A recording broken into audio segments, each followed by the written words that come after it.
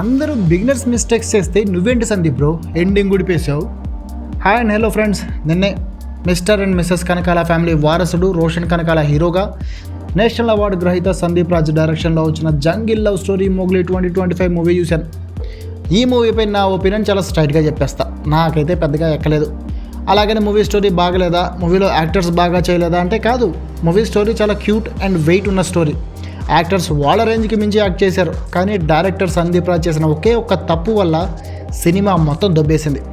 ఆ తప్పేంటో చెప్పే ముందు ఒక్కసారి మూవీ స్టోరీ ఏంటో చూద్దాం.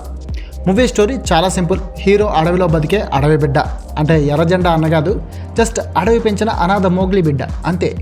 ఓ రోజు అనుకోకుండా హీరో తిరిగి ఆ జంగిల్లోకి ఓ మూవీ యూనిట్ వస్తుంది. అందులో హీరోయిన్ సాక్షి అలియాస్ జాస్మిన్ కూడా ఉంటుంది. సాక్షి ఓ గ్రూప్ డాన్సర్, బట్ ఆమె వినలేదు, మాట్లాడలేదు. షూటింగ్లో వీళ్ళిద్దరూ కలుస్తారు. అలా వీళ్ళిద్దరి మధ్య పరిచయం పెరిగి అది కాస్త ప్రేమగా మారుతుంది. బట్ సినిమా షూటింగ్ అంటే ఎవడో ఒక కామాంధుడు ఉంటాడు కదా, ఆడే ఆ మూవీలో హీరో. జాస్మిన్ మీద కన్నేసేది మోగా చెవిటి పిల్లరా అని చెబుతున్నా, చస్ నాకు ఆ పిల్లే కావాలి అని పట్టుబట్టి అసిస్టెంట్తో పక్క మీదకి రప్పించుకోవడానికి ట్రై చేస్తాడు. దీంతో హీరోయిన్ మధ్య ఓ మిస్అండర్స్టాండింగ్ క్రియేట్ చేస్తారు. అయితే ఆ తర్వాత మిస్అండర్స్టాండింగ్ దూరమై మళ్ళీ ఇద్దరు ఒకటే పోతారు. అప్పుడే కథలోకి సైకో పోలీస్ బిఎస్కే బండి Saroj Kumar alias Christopher Nolan entry ఇస్తాడు.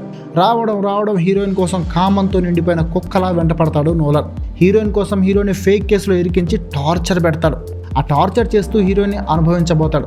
అయితే ఎలాగోలా వాడి దగ్గర నుంచి ఇద్దరు పారిపోయి అడవిలో దాక్కుంటారు. దీంతో వీళ్ళిద్దరిని విలన్ వెతికి చివరికి పట్టుకుంటాడు. మరి ఈ సైకో పోలీస్ నుంచి హీరో ఎలా కాపాడుకుంటాడు, ఈ యుద్ధంలో ఎవరెవరిని పోగొట్టుకుంటాడు అనేది మూవీ స్టోరీ. ఇక క్యారెక్టర్స్లో రోషన్ కనకాల యాక్టింగ్ పర్లేదు, కానీ నాకైతే పర్సనల్గా బబుల్ గమ్ మూవీలో యాక్టింగే బాగుందనిపించింది. నెక్స్ట్ హీరోయిన్ సాక్షి మాత్రం ఫస్ట్ మూవీ అయినా డైలాగ్స్ ఏమీ లేకపోయినా కేవలం కళ్ళు పెదలతో చాలా క్యూట్గా అందంగా నటించింది. ఇక బిఎస్కే బాబాయ్ యాక్టింగ్ గురించి చెప్పేటంత రోడ్న ఓరమాస్ వేరే లెవెల్ అంతే. ఆయన చెప్పుకున్నట్లు యాంటీ హీరో కాదులే, కానీ విలన్గా మనోడు మేనరిజం, ఆ సైకో యాక్టింగ్ చించేశాడు. స్క్రీన్ మీద బిఎస్కే ఉన్నంతసేపు అలా చూస్తూ ఉండిపోతారంతే. ఇక నెక్స్ట్ వైవా హర్ష. ట్రైలర్ లాంచ్లో డైరెక్టర్ సందీప్ చెప్పినట్లే వైవా హర్షది చాలా వెయిట్ ఉన్న రోల్ అండ్ మనోడు కూడా చాలా బాగా చేశాడు. ఎప్పుడు కామెడీ చేస్తుంటే మనోడి రేంజ్ అదే అనుకున్నా, కానీ చాలా ఎమోషనల్గా తన యాక్టింగ్తో కట్టిపడేశాడు. నెక్స్ట్ మూవీలో ప్లస్ పాయింట్స్ నాకైతే పెద్దగా కనిపించలేదు. స్టోరీ లైన్ మంచి లైన్, బిఎస్కే హర్ష యాక్టింగ్ చాలా బాగా చేశారు. బ్యాక్గ్రౌండ్ మ్యూజిక్ అక్కడక్కడ ఓకే, ఒకటో రెండో సాంగ్స్ కూడా బాగున్నాయి, అంతే ప్లస్ పాయింట్స్.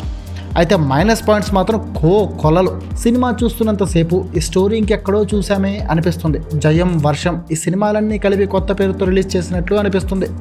ఇక మూవీలో క్యారెక్టర్స్ రిజెంబ్లెన్స్ కూడా రామాయణంతోనే ఉంటుంది. హీరో రాముడు, హీరోయిన్ సీత, హర్ష హనుమంతుడు, బిఎస్కే రావణుడు, ఇలా క్యారెక్టరైజేషన్ ఉంటుంది. కానీ అంత రిజెంబ్లెన్స్ ఇచ్చినప్పుడు అంత వెయిట్ ఉన్న యుద్ధాన్ని కూడా పెట్టాలి. కానీ అలాంటి యుద్ధాన్ని క్రియేట్ చేయడంలో సందీప్ రాజ్ కంప్లీట్గా ఫెయిల్ అయిపోయాడు. ఇక హనుమంతుడిలా చూపించేంత వైవా హర్ష క్యారెక్టర్ని ఎందుకు చంపేశాడో క్లియర్ ఆన్సర్ కూడా ఉండదు. దానివల్ల హీరోలో ఎమోషన్ పెరిగి ఇంకా బలంగా యుద్ధం ఏమైనా చేస్తాడా అంటే లేదు. మరి ఎందుకు చంపాడంటే ఏమో.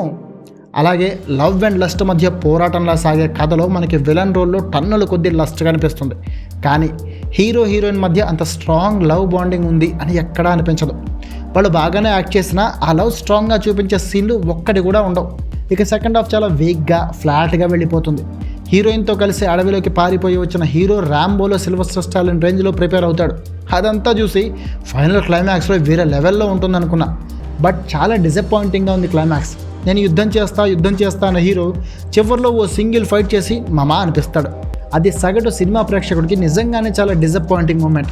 ఇక కెమెరా వర్క్ కూడా నాకు నచ్చలేదు. ఫైట్స్, యాక్షన్ సీన్స్, కొరియోగ్రఫీ అయితే బాబోయ్ చెత్త. చాలా అద్భుతంగా కొరియోగ్రఫీ చేయొచ్చు, కానీ అసలు బాగాలేదు కొరియోగ్రఫీ. ఇక సినిమాకి కర్మ పాయింట్ని యాడ్ చేసి దాంతోనే విలన్ చావు అన్నట్లు చూపిస్తారు, కానీ దాన్ని కూడా కరెక్ట్గా ఎస్టాబ్లిష్ చేయడంలో డైరెక్టర్ ఫెయిల్ అయ్యాడు. ఇక సినిమా క్లైమాక్స్ ఉంటుంది. ఆ క్లైమాక్స్ చూసిన తర్వాత ఎవడైనా సరే సీట్లోంచి పైకి లేచేటప్పుడు డైరెక్టర్ని తిట్టుకోకుండా లేస్తే నన్ను అడగండి. ఇక సినిమాలో అక్కడక్కడ అనవసరంగా రాముడి రూపం కనిపిస్తుంటుంది, ఎందుకో తెలియదు. మేబీ పిఆర్ స్టంట్ అనుకుంటా. ఇక ఇంత దరిద్రంలోనూ సినిమాలో హీరోకి ఓ అంబిషన్ ఉంటుంది, కానీ చివరికి ఆ అంబిషన్ చేరుకున్నాడా లేదా డైరెక్టర్ చెప్పడం. అలాగే ఊరి జనాలతో హీరో రిలేషన్ని సెట్ చేయడు. ఆ 2 పాయింట్స్ అలా ఆడియన్స్ దరిద్రానికే వదిలేశాడు డైరెక్టర్ సందీప్ రాజ్.